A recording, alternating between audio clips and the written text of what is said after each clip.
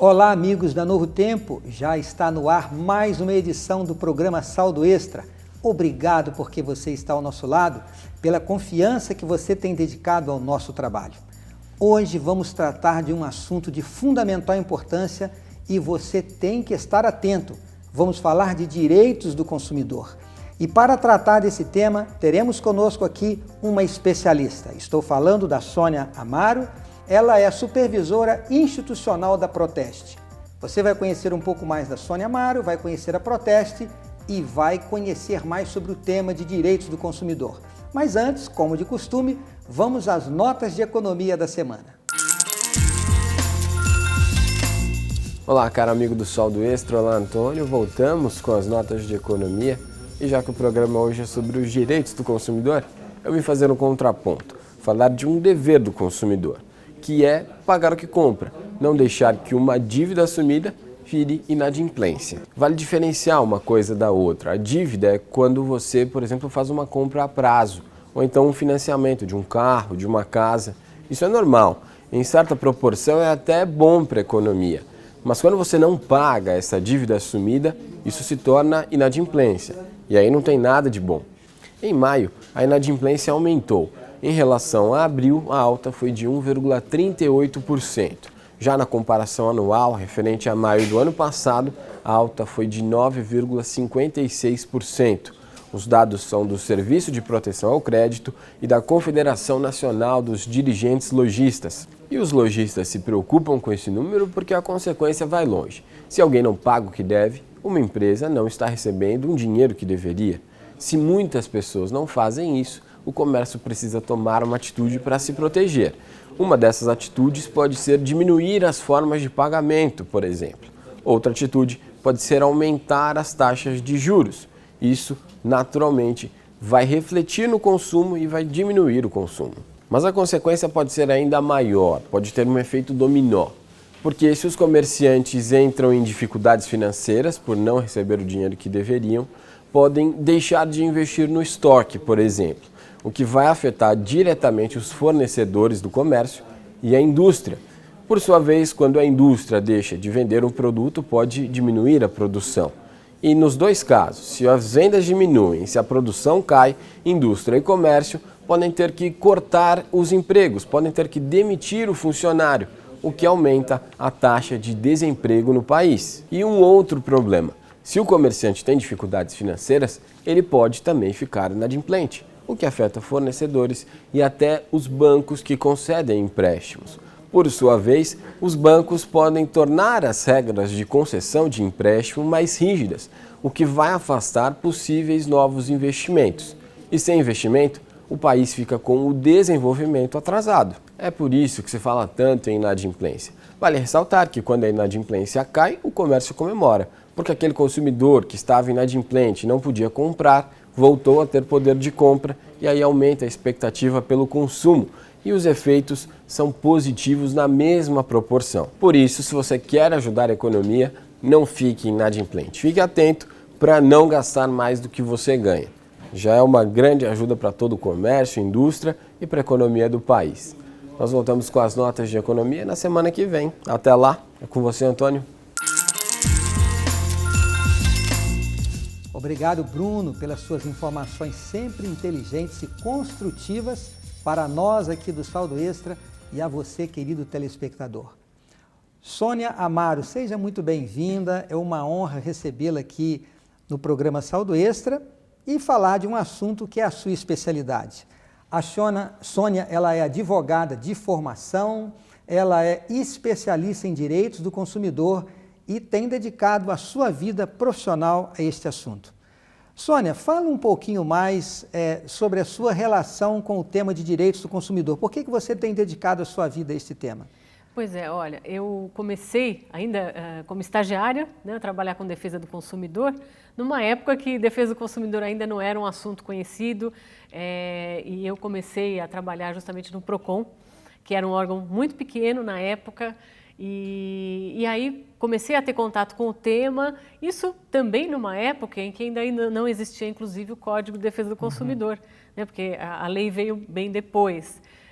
Então, eu tive, na verdade, a sorte aí de trabalhar, de conhecer um pouco a história e fazer parte realmente da história da defesa do consumidor aqui no país. E Sônia, você hoje trabalha por uma instituição que tem um nome bem curioso, né? Proteste. Qual é o objetivo desta instituição?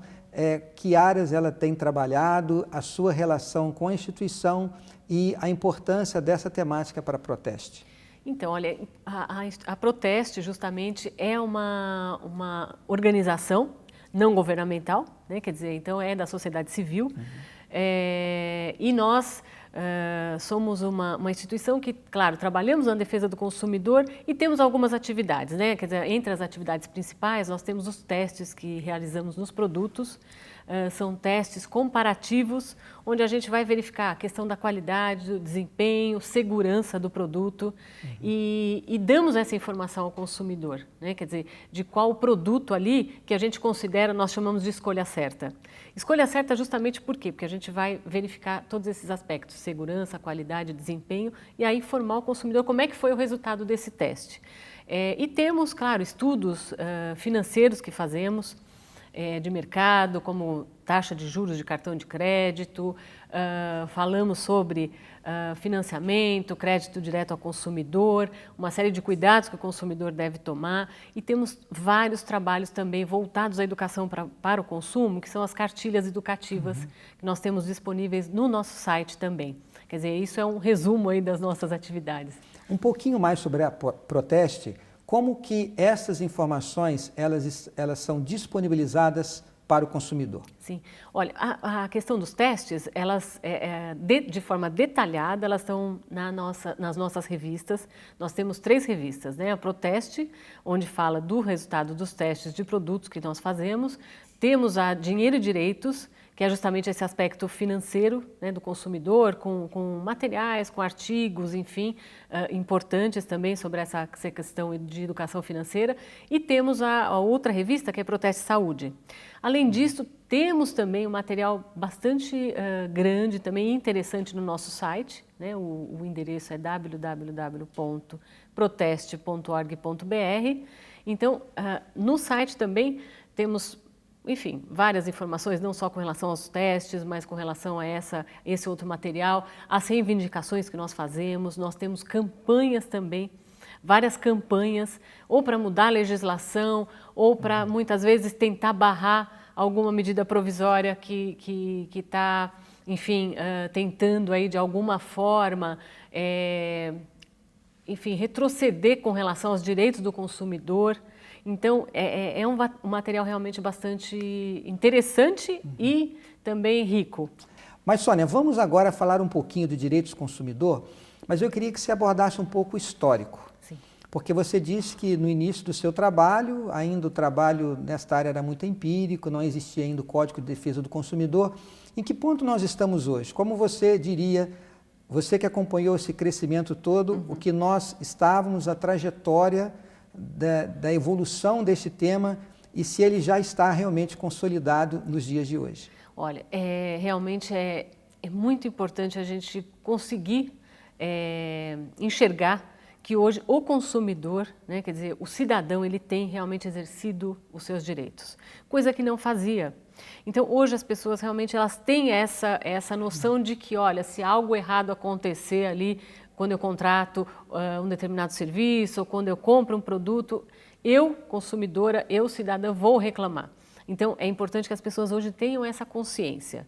Então, nisso mudou muito, né? Ao longo desses anos todos de história de defesa do consumidor no país, a gente realmente teve esse resultado positivo em termos de comportamento do consumidor. Agora, o que falta realmente é, do outro lado ali, o fornecedor mudar a sua mentalidade, respeitar muito mais o consumidor. Então, nesse ponto ainda, realmente, a gente precisa caminhar muito no país. Por isso que é muito importante a gente ter programas voltados à educação para o consumo, ter material voltado a isso, porque a educação para o consumo não é só para o consumidor, mas também para o fornecedor. né? Quer dizer, então é importante que as empresas ainda respeitem muito mais, ouçam muito mais o seu consumidor, né? Quer dizer, e não só, quando a gente fala ouvir o consumidor, significa, claro, não só registrar ali o número de protocolo da reclamação do consumidor, mas realmente muitas vezes mudar um determinado procedimento, um comportamento, a forma, né, de se comunicar com o seu consumidor. Agora, Sônia, quando foi promulgado a lei, esse Código de Defesa do Consumidor? Parece que ela é da década de 90, é isso mesmo? É de 90 e entrou em vigor justamente, ele teve 6 meses, né, que a gente fala, é o tempo ali para que as empresas se adequassem e tal, então ele levou 6 meses e entrou em vigor, mas é realmente de 1990. Então, ao longo desses anos todos, claro que a gente enxerga muita melhoria no mercado, mas hoje, quer dizer, é preciso ainda caminhar muito. E uma das críticas que nós fazemos, né, com relação, inclusive, às agências reguladoras, né, quer dizer, que ainda elas têm deixado a desejar em termos de efetividade, em termos de fiscalização das empresas. Então, é uma crítica que nós, da Proteste, fazemos, e não só porque a gente está aqui, mas assim, nós sempre encaminhamos, inclusive, ofícios e reivindicações às agências, cobrando realmente uma ação mais efetiva, né? Porque como é que a empresa vai mudar? Ela vai mudar, inclusive, sendo penalizada. É isso que tem que, muitas vezes, acontecer. Mas falando ainda sobre esse Código de Defesa do Consumidor, ele foi escrito na década de 90, que tornou-se uma lei. Só que de lá para cá, a tecnologia está presente nas nossas mãos, dentro de casa, no trabalho, em tudo que nós fazemos com o advento aí da internet. O Código de Defesa do Consumidor, ele está atualizado com as necessidades hoje do cidadão? Pois é, olha, ele ainda está atualizado, porque ele realmente foi uma lei muito bem feita, né? Quer dizer, muito à frente do seu tempo, inclusive. Até porque ele prevê, inclusive, essas situações claro, ele estabelece regras gerais, né? Que também vão alcançar aí até os negócios na internet. Agora, é claro que, às vezes, você precisa de alguma outra ferramenta para complementar um pouco essa aplicação do código de forma mais efetiva. Então, um exemplo disso, né? Quer dizer, vamos tornar isso mais claro. Um exemplo disso justamente foi um decreto que foi editado o ano passado, inclusive foi na semana que a gente comemora o Dia Internacional do Consumidor, foi em março de 2013, e esse decreto, ele estabelece, inclusive, regras que se aplicam diretamente ao comércio eletrônico. Então, claro, a aplicação da legislação tem que ser de forma conjunta. É o Código de Defesa do Consumidor, que é realmente a ferramenta que vai nortear, né, todos os operadores de direito, aí no caso, e claro, e deveriam, né, nortear as empresas na sua conduta, e esse decreto que se aplica às negociações via comércio eletrônico. Estabelecendo regras de comportamento para a empresa, então como é que ela tem que responder ao consumidor, que ela tem prazo para responder para o consumidor, tudo isso. Porque sem dúvida alguma, né, quer dizer, é crescente, né, e cada dia mais as pessoas vão realmente adquirir, contratar via internet, né? Quer dizer, a tendência é essa mesmo. Agora vamos falar dessa relação, Sônia, de produtor ou de prestador de serviço e consumidor. Nós percebemos que existe um certo conflito.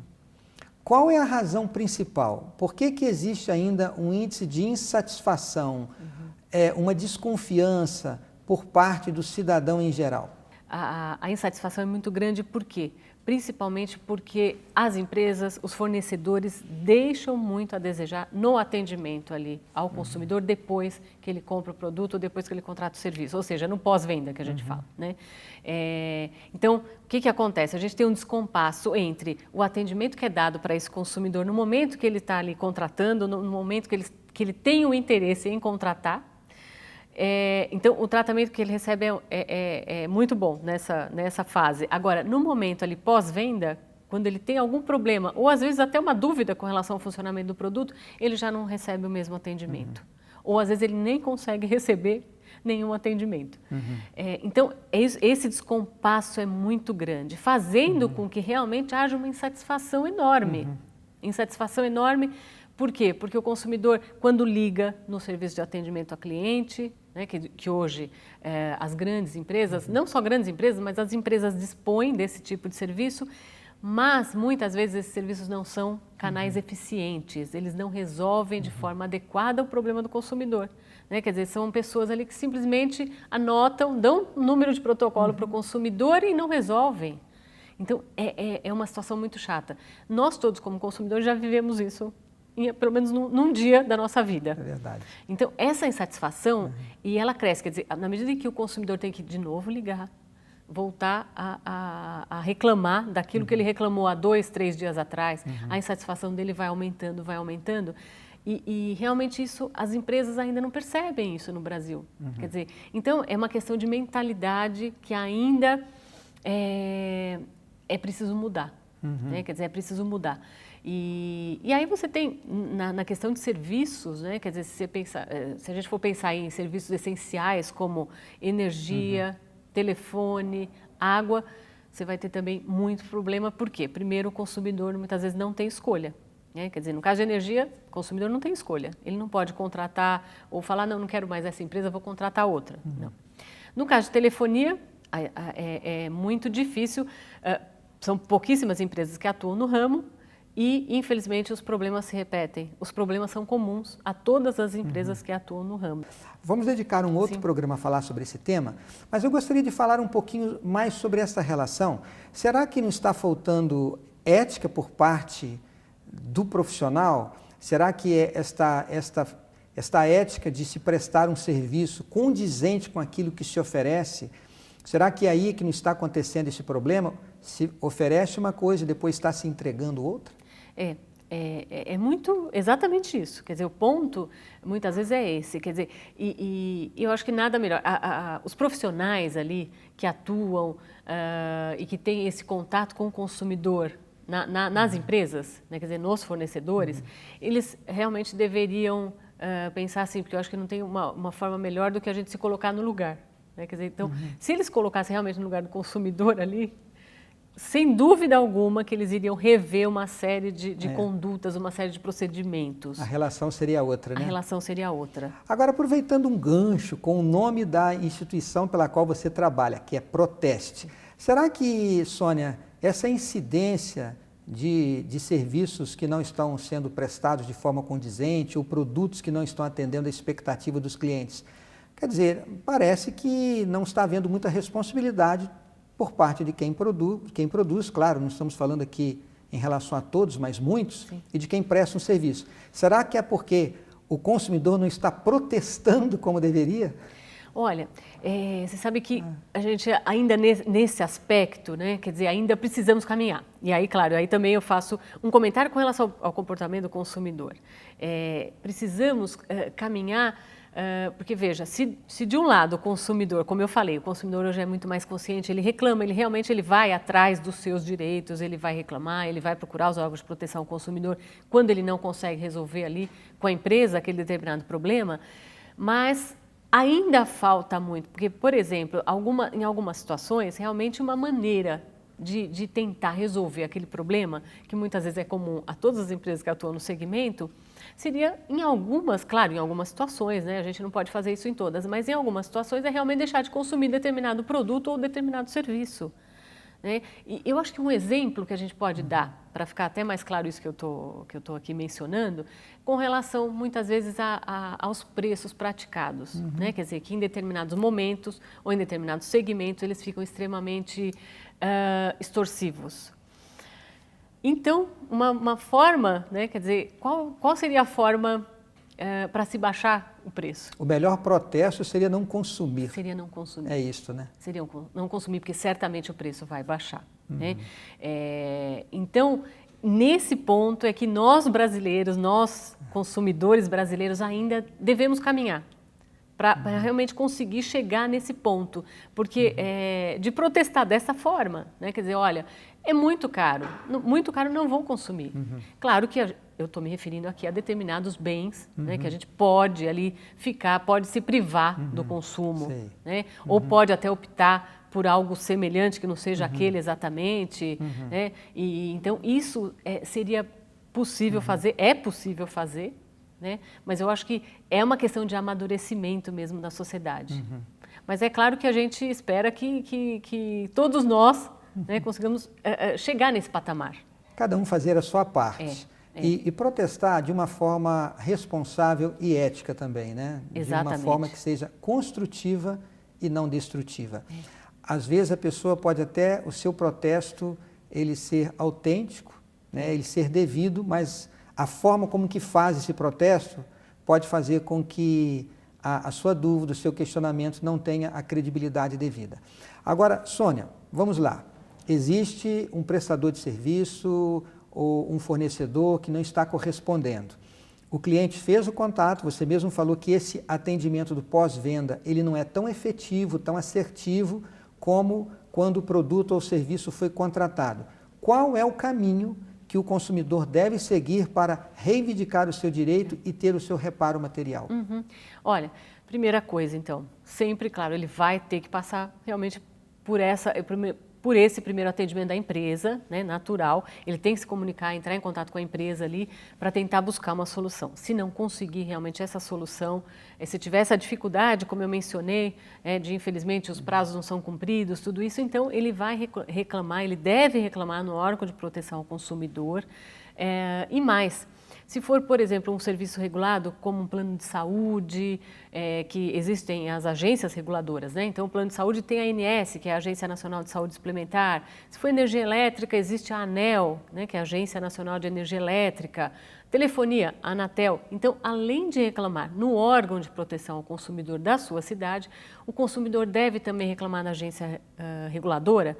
Por quê? Porque a agência reguladora tem que ter esse dado para que as empresas realmente possam, lá na frente, serem penalizadas pelo descumprimento das normas. Porque muitas vezes realmente são casos em que a gente percebe que há ali um descumprimento, não só do Código de Defesa do Consumidor, mas da própria lei ali que se aplica àquele determinado segmento, ou determinada norma, determinada resolução também que se aplica àquele segmento. Então, é importante também reclamar na agência reguladora. Você mencionou das agências reguladoras, você mencionou do órgão de proteção do consumidor na cidade local. Para facilitar bem, como que o consumidor pode ter acesso? Como eu saber aonde eu devo reclamar? Existe um site, quem sabe no produto ou no estabelecimento comercial, não sei se é algum órgão público local? Olha, hoje em dia, quer dizer, e aí também faz parte, né, de toda essa evolução que nós temos em termos de direito do consumidor aqui no país. Então, hoje em dia, praticamente todas as cidades dispõem de um órgão de proteção ao consumidor local, um órgão do governo, o chamado PROCON, né, o que a gente chamaria de PROCON. Claro que em algumas cidades ele vai ter uma outra denominação, mas popularmente conhecido como PROCON. Então, são órgãos do governo que prestam esse serviço de atendimento ao consumidor, não só porque eles podem, inclusive, até penalizar as empresas também pelo descumprimento da legislação, mas eles vão atender, e o ponto, inclusive, principal é esse, né? Quer dizer, para a pessoa conseguir uma solução para a sua reclamação individualmente considerada, então eles vão acolher essa reclamação do consumidor e vão tentar a conciliação com a empresa. Então, isso que é importante e sem custo nenhum. Agora, um detalhe que é significativo, eu gostaria de destacar isso rapidamente. A questão do ônus da prova. Sim. Em alguns casos, esse contrato é feito por telefone. A pessoa contrata um serviço por telefone. Você recebe a ligação, você não quer contratar tantas ligações para tal lugar assim, aceito, ok. De quem é o ônus da prova? Eu, consumidor, que tenho que provar que eu tenho com a razão, ou é o fornecedor dizer que o produto que ele entregou está devidamente como aquilo que foi combinado, ou o serviço que foi contratado? Não, na verdade, olha, sempre é possível, com alguns elementos, né, é possível ali o consumidor demonstrar que realmente aquilo que a alegação dele procede. Então, nesse exemplo que você colocou e que é muito comum acontecer, o consumidor contrata por telefone, por quê? Porque ele viu ali uma publicidade da empresa, ou ele recebeu um prospecto, um panfleto, ele recebeu um folderzinho ali com determinadas, enfim, oferecendo uma série de coisas a respeito daquele produto. E isso realmente não condiz com a realidade. Então, baseado nesses elementos, porque todos esses elementos que estão ali contidos em material publicitário, eles integram o contrato. Isso é que é bacana, né? Isso é que é uma das coisas que o Código de Defesa do Consumidor estabelece e que é muito bom, né? Por quê?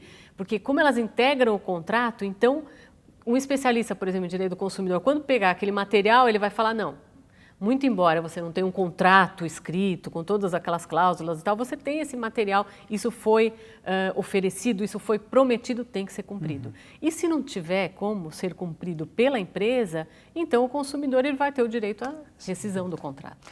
Fazendo um resumo, Sônia, em primeiro lugar, quando for contratar um serviço ou comprar um produto, tenha em mãos as informações que você precisa, guarde os documentos, nota fiscal, as propagandas, o prospecto, seja lá o que for.